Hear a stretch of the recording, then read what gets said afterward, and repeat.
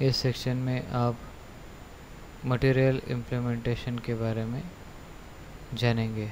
जैसे मैंने यहाँ पे एक विस्की बॉटल है, इसको ले लिया और इसको मुझे इम्प्लीमेंट करना है, किसी ऑब्जेक्ट पे प्रिंट करना है।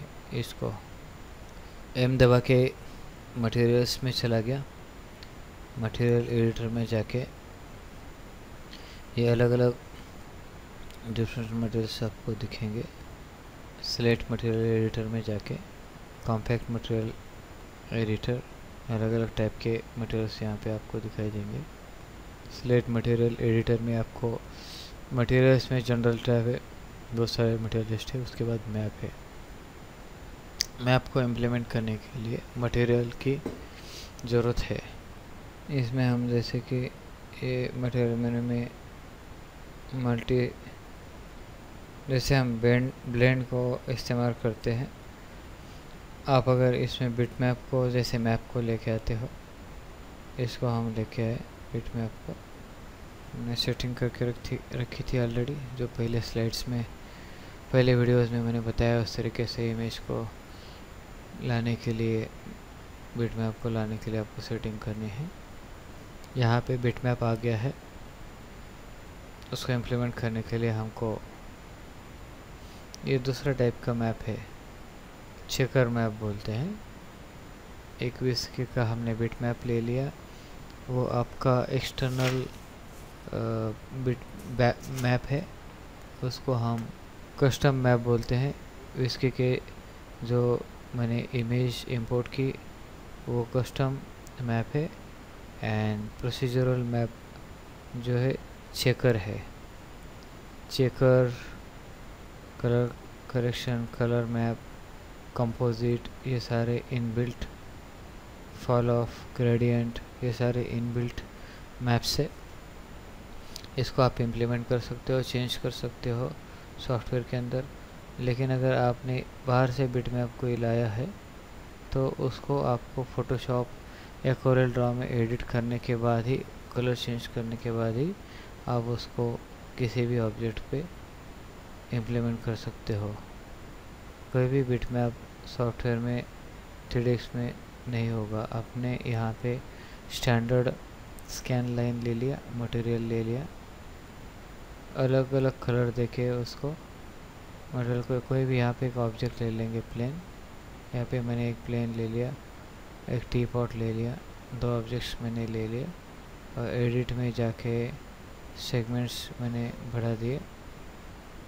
अब मैंने आउटपुट जो है मटेरियल स्टैंडर्ड का, टी पॉट को अटैच कर दिया आउटपुट। इसमें आपको नो एक्सपोजर कंट्रोल करना है। आप इस तरीके से देख सकते हो, इसका कलर चेंज हो गया टी पॉट का। डिफ्यूज कलर अगर आप करेंगे तो इस तरीके से, इस बिट मैप को मैंने मटेरियल को असाइन किया। यूज़ रियल वर्ल्ड स्केल को हटा दीजिए। रियल वर्ल्ड यहाँ पे भी हटाना है आपको दोनों तरफ। इस तरीके से ये जो विस्की बॉटल है, बिट मैप इमेज है, यहाँ पे ऑब्जेक्ट पे आ जाएगा। इस मटेरियल को मैं अगर चेकर असाइन करता हूँ, डिफ्यूज कलर, तो यहाँ पे इस तरीके से चेकर का असाइन करने के बाद मटेरियल पे इम्प्लीमेंट हो जाएगा। चेकर मैप कलर 1, कलर 2, हमने बिट मैप के नंबर्स बढ़ा दिए। उसके बाद इस बिट मैप को हम इम्प्लीमेंट करेंगे ऑब्जेक्ट के ऊपर। नंबर बढ़ाने से इस तरीके से चेकर मैप दिखाई देगा। ये देखिए यहाँ पे मैंने ये नंबर 10 कर दिया। यूवी ऑफसेट एंड सेलुलर करने के बाद इस तरह से हो जाएगा।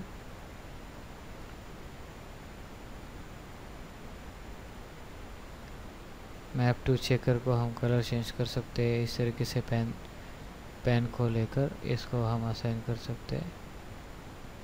जब हम देखेंगे इसको कि इस तरीके से वो हो जाएगा। हमने डेंट ले लिया इस तरीके से।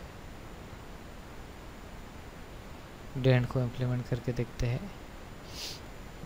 डेट मैप को मटेरियल स्टैंडर्ड पे हमने असाइन किया और मटेरियल स्टैंडर्ड फिर प्रोडक्ट के ऊपर असाइन किया।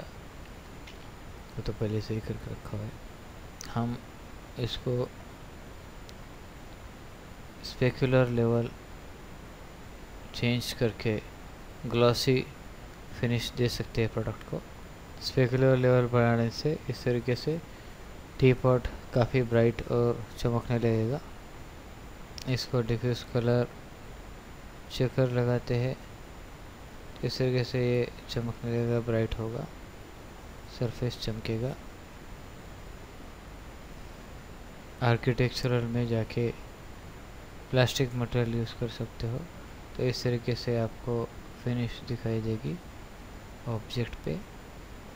इसके बाद ये अलग अलग पैरामीटर्स है और आप इसको एडजस्ट कर सकते हो, ट्रांसपेरेंसी वगैरह। ज़्यादा अगर मैंने ट्रांसपेरेंट कर दिया ऑब्जेक्ट को, प्लास्टिक के मटेरियल को, तो ये आपका रेंडरिंग या असाइन मटेरियल सिलेक्शन करके इसका आउटपुट हमने असाइन कर दिया इसको मटेरियल आर्किटेक्चरल। इस तरीके से ये ट्रांसपेरेंट मटेरियल बन जाएगा, प्लास्टिक का मटेरियल।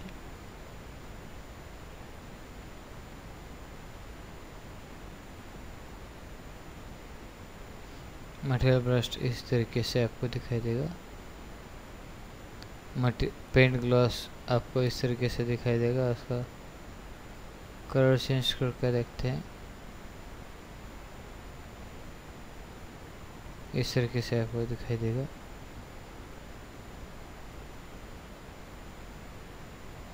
पेपर का अगर है तो प्लेन दिखाई देगा, वो इसमें कोई ग्लास वगैरह नहीं होगा। पॉलिश्ड मटेरियल है तो वो इस तरीके से दिखाई देगा।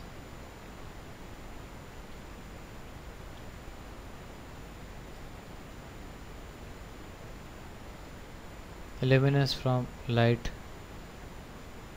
इसको आप सेट कर सकते हो।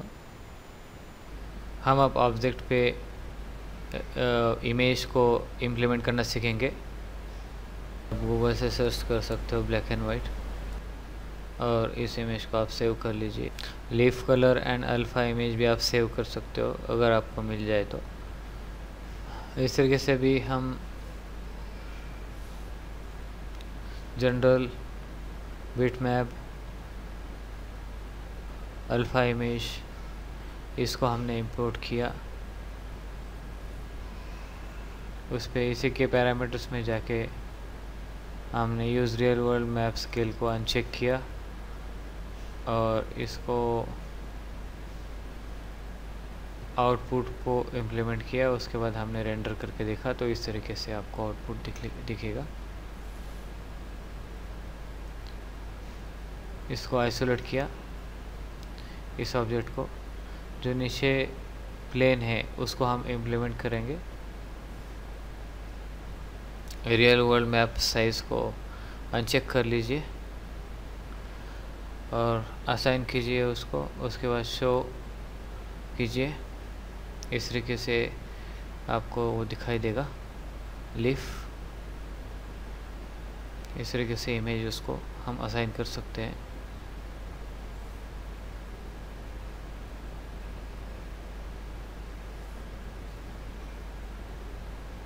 ओपेसिटी, इसमें अगर हम उसको असाइन करते हैं,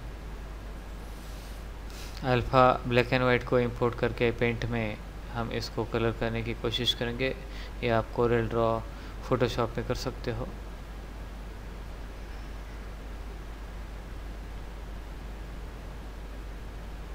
हमने इसको कलर किया और इस इमेज को हमने लीफ अल्फ़ा कलर करके सेव किया। इस तरीके से ऑब्जेक्ट को एडिट करके आप बिटमैप को फिर से कलर को इंपोर्ट कीजिए।